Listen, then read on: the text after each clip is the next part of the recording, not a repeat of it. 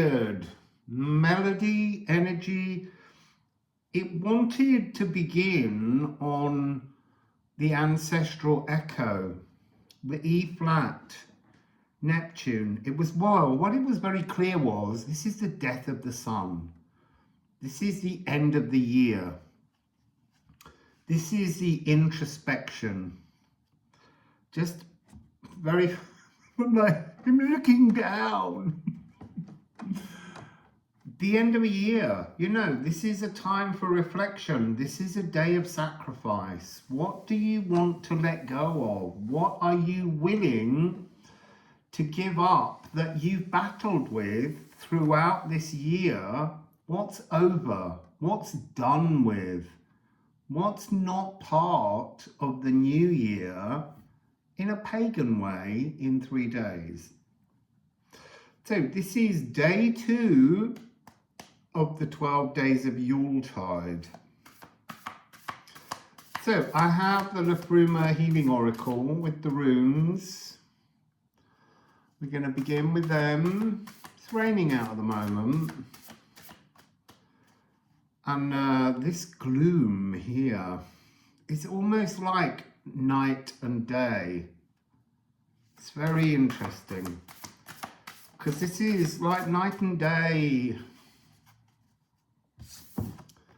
Night and day of a year, of the ending of a year, shuffling, sorting. What doesn't belong? What can stay in the darkness? What are you carrying into the light? Again, this card is night and day. It's the dark and the light. What are the nutrients that you discovered during the course of a year? So what are my nutrients? I think the biggest nutrient I'm learning is self-worth. You see, I undervalue myself for all the gifts and talents that I bring to the world. And I've always done that because, look, inherent gifts, the things you come into the world with, the south nodal aspects, we all take them for granted. And so I'm learning to lean into my talents. This is the shamaness, the vulva. This is the magic, the witchcraft, the wickercraft, the elder wisdom that comes with the understanding of today in many ways. It's 11.65, it's an 11 frequency. That's the physical world. Oh, oh, oh. So, here we have candle. It's on, look, this candle never really blows out because it's your consciousness as energy. But I feel like this is a moment that we are blowing out the energy of this physical time frame. This is an opportunity to go on a 3-day shaman journey into the Yggdrasil trees again. So I'm going to put a link to the trees again. There's something about these tree readings. There's 12 of them, and there's 3.5 hours of video I did in Portugal about trees and the wisdom of the trees and the various different trees that we can have as our personal Yggdrasil trees right now. So blowing out, snuffing out the candle of this. Oh yeah, it's almost like moving into a new zodiac sign, moving into a new tree. You're leaving behind a tree. So you pick a reading maybe, and that's the tree that's been this year. And then you pick another reading and make that the reading for the coming year. I do think they have, I can't remember, I didn't watch it. I started watching it and I was channeling the trees so much that I was too wooden and I couldn't look. So Mona, this is to recognize emotions. So to recognize emotions that need dropping off. Interesting, look. There's a 693. There's a Tesla code in here. But the fact that this 6 is talking about outward projection. You haven't quite yet decided on your new outward projection of emotions. You haven't recognized who is the new you for this new year that begins on the 25th.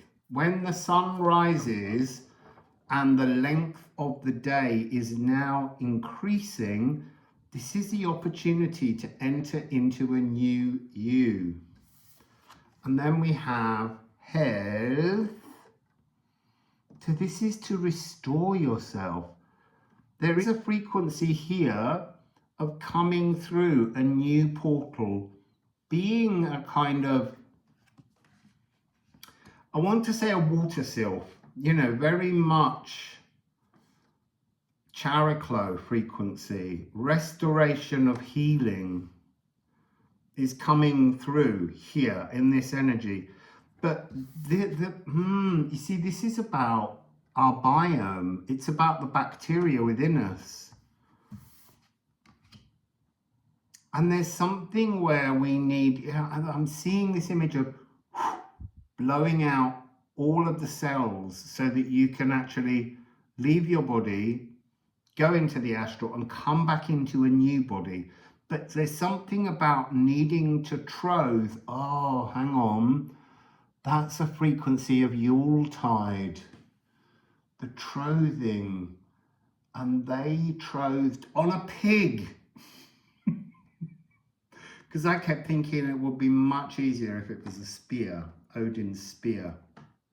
So you have to make a troth to the bacteria you're leaving behind, that the bacteria you're moving towards will have a greater opportunity for diversity. You need to gift in this Yuletide period, because Yuletide is all about giving gifts, making commitments to others, to share the future year with others. So the idea was, because this is a day of sacrifice, the old Yuletide was that a community gathered, pig, boar, it's all coming through as how these things moved. It's almost like the men capture the boar without killing it maybe, or the pigs in your pasture, but you all place your hands and you troth an energy that is going to be your new year's.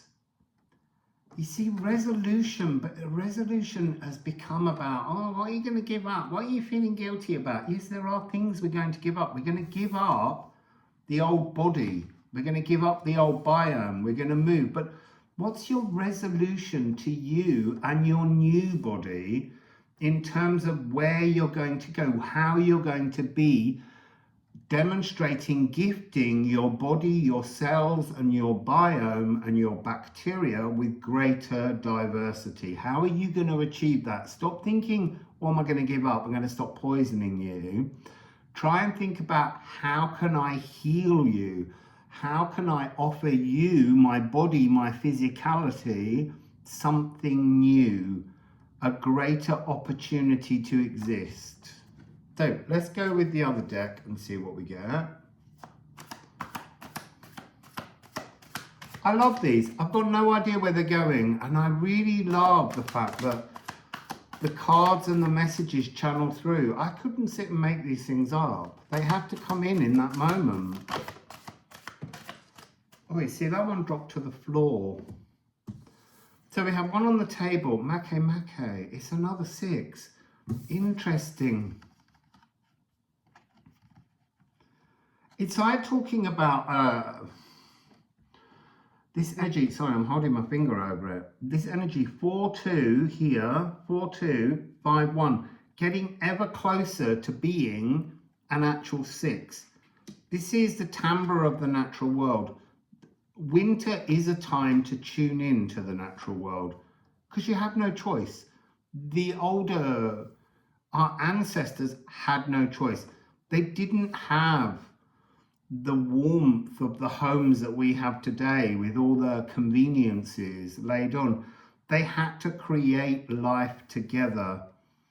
They had to huddle. There's this sense within this, there's a massive energy here of the troubadour, of storytelling, of, so like writing a future poem. So, so they're saying no, both. You write a poem of what you're leaving behind and a poem of what you're moving towards. You have to troth to the past, the norm, urda, and you have to write a poem to scald the norn of the future, and then you have to read it to Verdandi, who is the norn of the now. But you're also sharing it with your community. If you want to, maybe write them. Oh my God, the card's gone so far away. Gonna have to climb under the table, under the altar. Maybe you could share them down below if you write your poems. I mean, not necessarily today. You could share them on tomorrow's video or the next day. But let's share things. Let's join together and make things happen as a community, not as a group of individuals who talk only to me and through me. Let's talk with each other.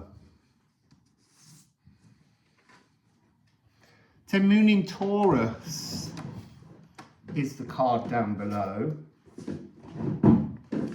which is another form of this 1111. So we have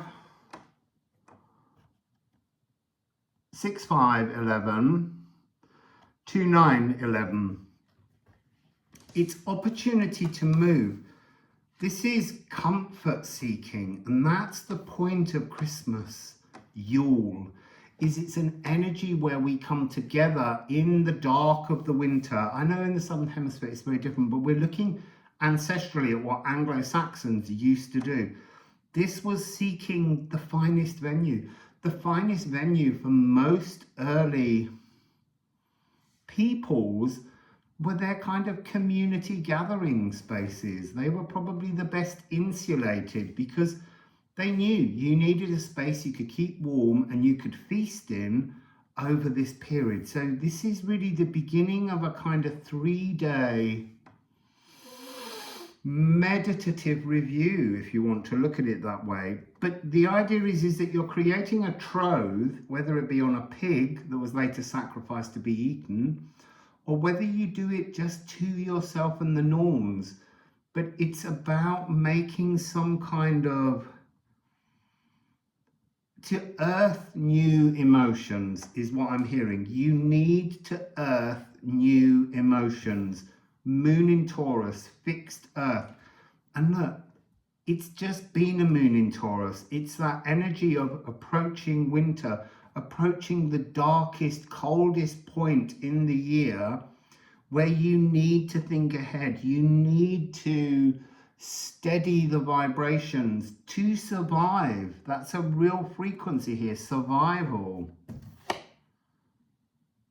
And look, I am valueless, I am worthy. That's where I began talking to you, is about learning to feel worthy.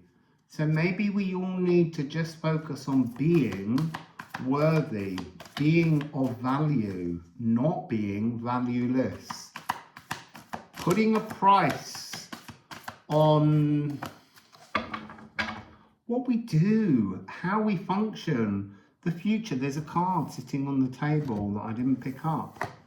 What does it want to be? Look, transformation, 6-9. The swan transformation. Are you going to go through life as an ugly duckling, or are you going to turn yourself into a beautiful swan? And look, remember a swan, when a swan swims, it's the image of grace. And yet beneath the surface, it's quite erratic in the way in which it pushes itself forward. And there's no shame in that. There's no shame in knowing that you are having to, like your 3 frequency, your internal frequency has to kind of churn itself up because it's seeking the elegance of the rebirth of the sun, the elegance of nature's cycles. And what's your poison? I mean, they're saying here winter is a poison in many ways because it's a challenge for us to transform. 2969 is coming through as an angel number that may have relevance to some people. It's a pathway to the divine, and then sitting in a now moment that's divine, which is a review, a pathway of reviewing you, because what's missing is the 3. Ooh, the light's dimming as I talk to you here. The sun is dying. Come on, let's have just one more card. Or 3. So, sextile. This is a 13. So this is a flirtatious opportunity. It's a Romanian folk dance. It's reaching out, creating supportive patterns, collaborating to induce change. That's really what this period is now. It's this frequency where we look to support ourselves. We look to picking up the pace, but before we pick up the pace, we need to uncover hidden talents, the beauty within us, the love within our soul, the love that makes us, that brings our soul into the world. And then these 2, absolutely beautiful. North Node to Vitriol. So there's this notion here of life's destined purpose is the inner earth void, the true philosopher's stone. And it doesn't matter whether you reach that. It's just about the honesty of acknowledging that our light, our consciousness comes through the sun. And today the sun dies. It reaches its lowest point in the northern hemisphere. And so this energy of Yule here is about a remembrance. I see, that's really fascinating. Let me finish. It's about a remembrance of the fact that the sun dies and is reborn in 3 days. So we review what our new spiritual journey will be in the coming year. You don't have to have a list of loads of things. You can just choose one thing. And the universe itself will bring the others up. But this energy is more than your normal philosopher's stone. What they're saying to me and what I'm hearing at this moment is, for the southern hemisphere, it's like putting a reminder that this is the point of the longest day. It's the opposite side of the balance.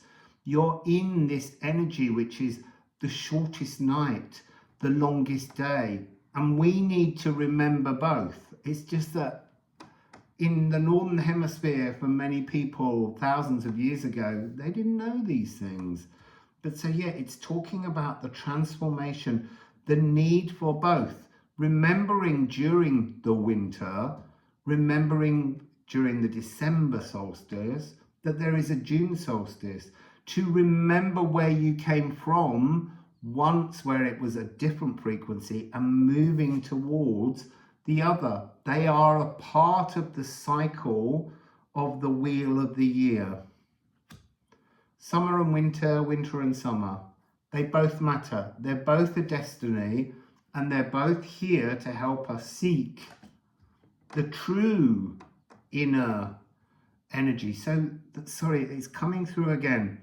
The light of our consciousness coming through the sun, and then that lighting inside us as consciousness into all of our cells which belong to the earth.